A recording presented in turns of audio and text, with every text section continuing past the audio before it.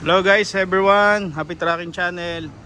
Ayan, kamusta kayo? Meron ditong puso, napaka-pogi, napakaganda, class A, 3.5 ang grade, stainless, bubble top. Ayan, solid.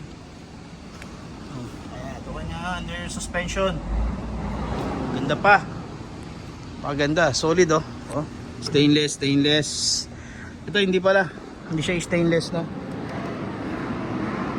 Chassis, super good, napakaganda.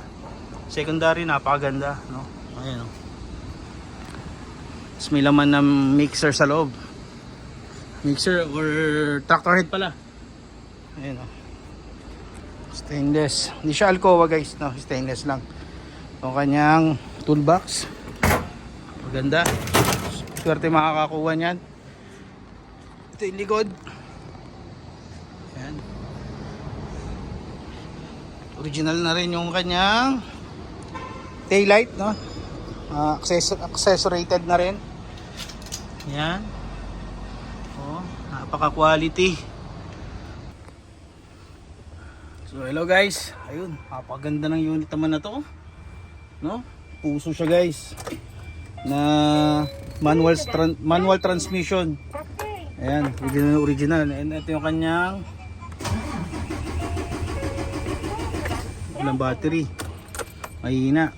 Pero guys, ayun no, kita nyo, ayan no, itong kanyang tinakbo, mga nasa 827,030 na rin, no?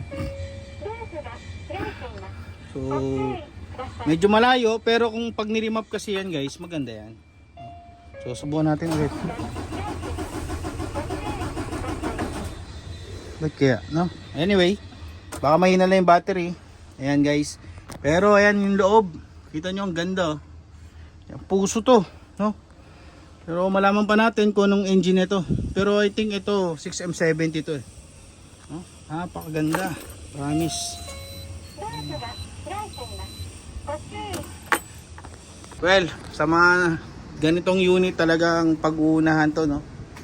Unahan pagdating sa ganitong klaseng unit. Maganda. No? DPD pero pwede yan guys, pwede i-delete yan. 6M70 solid.